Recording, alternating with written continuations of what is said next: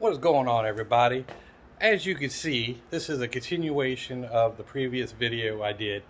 What ended up happening was the video was way too long. It was like 48 minutes long. So I'm breaking it up into 3 to 4 different parts. I haven't worked out all the details with it, but this is part 2 coming up now of Electra and the things that we've done to her and where we are today from day 1. So please enjoy the rest of this video. Like I said, there will probably be a part 3. Don't know about a part 4, but it kind of works out that way sometimes. So I hope you enjoy it. Stay around with us and catch you here in a minute.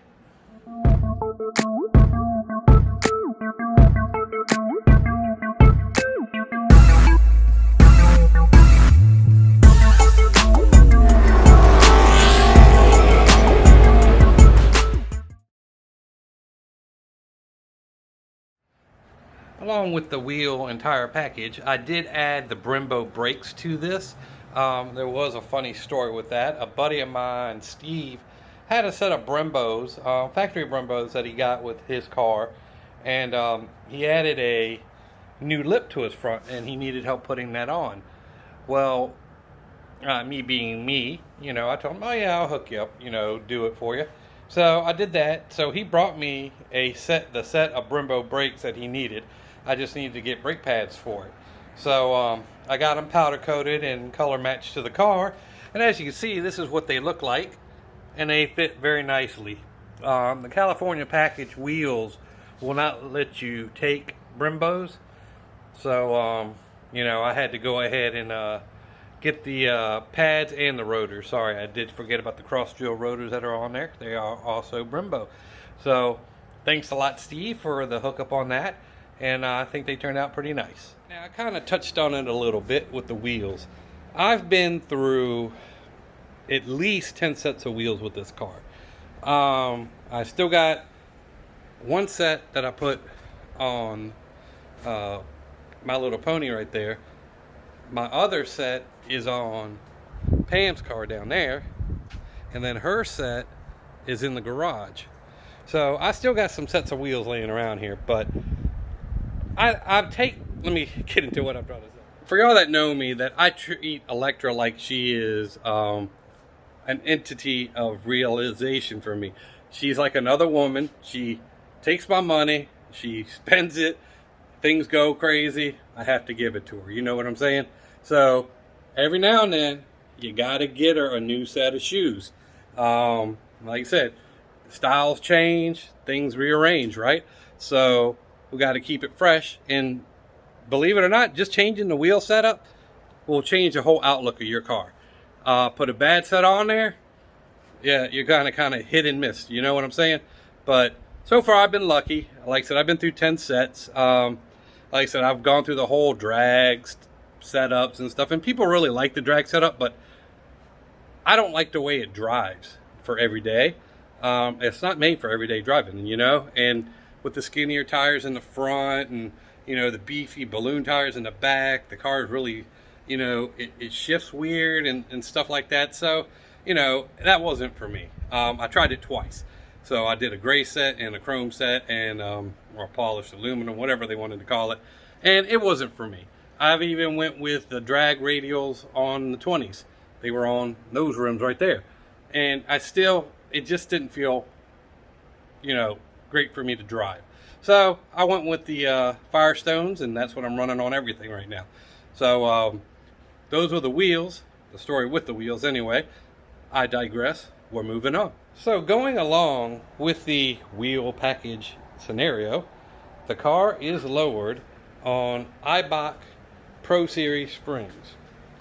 Now, if you look at this car with the Pro Series springs, and you look at Pam's car with the same identical Pro Series springs on it, you notice that the wheel gap is slightly better on this car. There's not as much. And the reason for that is the stereo in the back of this trunk, which I showed y'all earlier. It weighs down the trunk significantly. But in that aspect, it makes the line of the car look awesome. It sits level, and like I said, you can't complain about the outlook of this car. for being a static setup, it looks pretty good. Let me go show you her car, what I'm talking about. So that way at least y'all have some type of visual comparison. All right, my friends, these wheels are my other wheels. They sit the same as they do on my car. Now, if you notice that it looks good, but then when you get to the rear, there's so much more gap. And that is because of the lack of the weight in the rear. So, sorry about the shadow of me in there, but that is a significant difference in the styling. But it also has a downfall. Let me get to you. Hold on. All right, the downfall of that is, okay, you got that wheel gap. Mine might look a little better, but if you put people in the back seat of my car, you have more of a tendency for it to rub because you don't have as much play as you do on her car to make the difference of that weight in the back. So it's kind of this and that. I don't really carry people in the back of my car, so it's okay. But for the most part, that is what you would find a big difference is if you carry a lot of people and you have that much weight in the rear of your car, that you will have the tendency of having maybe a rub or some type of noise. But like I said, I don't really carry I don't really carry people in the back of my car, so we don't worry about that so much. All right, for the next thing, I don't know if I'm doing this in the right order, but, sue me, right? So, with it being lowered and stuff, I started working on the suspension pieces of the car. I have adjustable lower control arms, adjustable upper control arms. I have adjustable front and rear sway bars. This car will ride on a rail on a corner. It gives you the confidence of hitting an off-ramp at 60, 70 miles an hour and not feeling like you're going to go flying off, even more. So, and the reason why I say that, because if I drive My Little Pony or Pam Stormy and I forget that, I'll hit the corner like I'm driving my car and you'll feel the car sway a lot more. My car will stay planted and will hit those corners the way that they're supposed to. Like I said, I'm running Coney shocks on the rear. I'm still running the factory ones on the front. There's a reason why I changed the rear shocks, because I was chasing a noise forever. Coming to find out that it was a cheaper upper control arm that I had purchased that got over tightened or whatever happened to it, and it was squeaking every time you hit a bump. Now I have a BMR set up on the rear. Is it BMR or UPR? I can't remember. I believe it is a BMR set up in the rear, and like I said, that fixed my problem with the squeaking. So everything in the rear is tight and snug, and like I said, my wheels are right where they need to be because of the panhard bar when I lowered it. Definitely get a panhard bar if you lower any of the S197s, because it will kick your rear end out to one side or the other. It's fairly cheap compared to what could possibly happen. So, with bad wear and not having your car centered, when you get on it, you might have tire rubbing on one side, a whole lot of weird shit. So, like I said, it's better to plan ahead and do stuff the right way the first time. So we went ahead and did all that, and like I said, my rear suspension is on point. Like I said, I did try the anti-roll from BMR, and that tightened up the car way too much for me. It felt like the car would twist weird because the back would stay planted, the front would want to move, and like I said, I understand the point of that system for drag racing and stuff like that, and it's perfect for that. It would launch your car straight, but for normal everyday driving capabilities with that, the bushings are a little hard. You would hear clunking because you had to weld to your axle, so you'll have the adjustments on there, but every time you would be like on a weird angle or pitch, you would hear them clink, or you would feel them tighten up. And like I said, it wasn't good for everyday driving, so that's why that went off. I sold that to a buddy of mine called CJ, and his car is running on rails right now, and it's supercharged and all sorts of good stuff. So, I'm glad it's getting used the way it needs to be. So, I digress again. Moving up. All right, guys. Now let's talk about the elephant in the room. There's a story about this, and of course, everything starts with a story. So just gander the beauty real quick. Hold on. Okay. So the story with this is, a buddy of mine, Chris Tinsley, he had an S550 red on bags, everything you need to. He decided, hey, I want to get a Whipple supercharger. And we did the build here in my garage. It's past due, you know, if y'all know S550 Chris, that's what he was known back then. Don't know quite what he's doing now because we kind of parted our ways a little bit, but no harm, no foul. We did his supercharger here.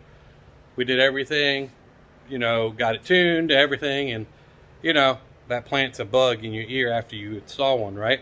So I've never really, I've wanted one for this car, but I thought the install would be too much, you know, paying someone to do it, finding someone in your local area to do it, someone reputable, blah, blah, blah, you know, so I kind of just left it as what it was. So, of course, we did his install, and, yeah, put the bug in there, and I'm still married, so I guess it was okay. But we went ahead and ordered a kit for this car. It pretty much was installed the same exact way as the S550, you know, little minor things because the body is a little different, but you know, it's still kind of the same thing with the booster pump and all that good stuff. You get the upgraded injectors, all the good stuff that comes with it. And yeah, and that's where this came from. So this started a different journey for me. A backstory on my Mustang history. When I was growing up, starting to drive, my first car was a Cavalier Z24. I decked that out. I had a big old Mickey Mouse on the back window. If I could find the picture, I would put it up here. Had some, you know, whatever wheels on it. It was lowered, had some neon on it. You know, I was rolling with that car. So put a sunroof in it. It was crazy, but I had fun back then, you know. And then buddy of mine, Chris Thacker, and a couple other people had Mustangs, the Fox bodies. Yes, and everybody wants a Fox body these days. But I had two. I had a red one. I had a 90 with the turbine wheels on it.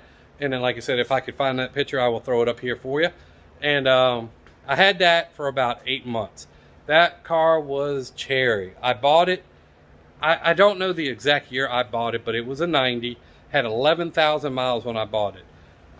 It was literally $1,000 for a mile on that. You know, $1,000 for every 1,000 miles on that car. Car rode great. It was beautiful. Then had a car accident, totaled it, done.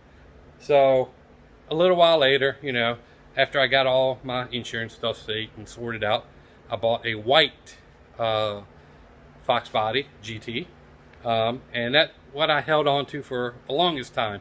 I had a lot of fun in that car. It looks almost like, all right, it almost looks like Italian Stallion's white GT.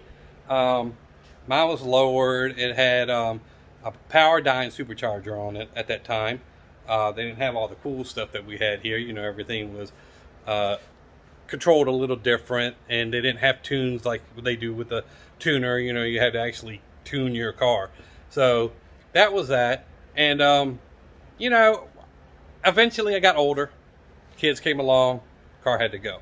So every now and then I still used to see it, but I don't know what happened to it now. But I digress with that. We're talking about this now. See you in a second. So going along with the supercharger scheme that I had going on. So yeah, we got this power going on now. And like I said, for the most part, when I first got this car with the Whipple supercharger on it, it was right around 600-ish for horsepower, which was decent. You know, it was a couple years ago, and you know, now if you're not over 1,000, you're not doing anything. But for the most part, it was doing what it needed to do. But you know, us being car guys, we can't leave stuff alone for too long. So went ahead and ordered the Cook's headers. So I got the Cook's headers, the 7 1 7/8, I believe is what it is, with the mid pipe from Cook's. So the only part that is factory under here is the resonator pipe. And I did have that taken out and deleted, but I just didn't like the sound, and it just felt like it took torque away from the car. I don't know why. Maybe it was all in my head. You know, it made too much free flow. I don't know. But anyway, we put the Cook's headers on here, got it re-dynoed, and it went from like 625, 600 to almost 675 just by changing the headers. It was freaking crazy. So, like I said, it made a big difference on the car. So, you know, now I started getting, you know, I gotta get close to that 700. So, you know, we started pilling around with stuff right there. And the car is tuned by Lund. I have not changed the tune on this car since I got it from Lund. I had the base tune from Whipple when I did that, and then got it switched over from Lund. We got it all straight. There was a little bit of hiccups between here and there. It doesn't really matter because at the end result, everything got fixed and we were good. So Whipple to me is definitely a nice supercharger. It's efficient. You don't really hear about cars blowing up too much because of Whipple. So, you know, take it for that. You know, no puns intended to anybody. But like I said, to me, for owning this supercharger and for the amount of time I've had it on this car and the issues that I've had, you know, I can't complain at all. And it's not like I always drive it easy. I do beat on it on occasion, and when I do, it's there. So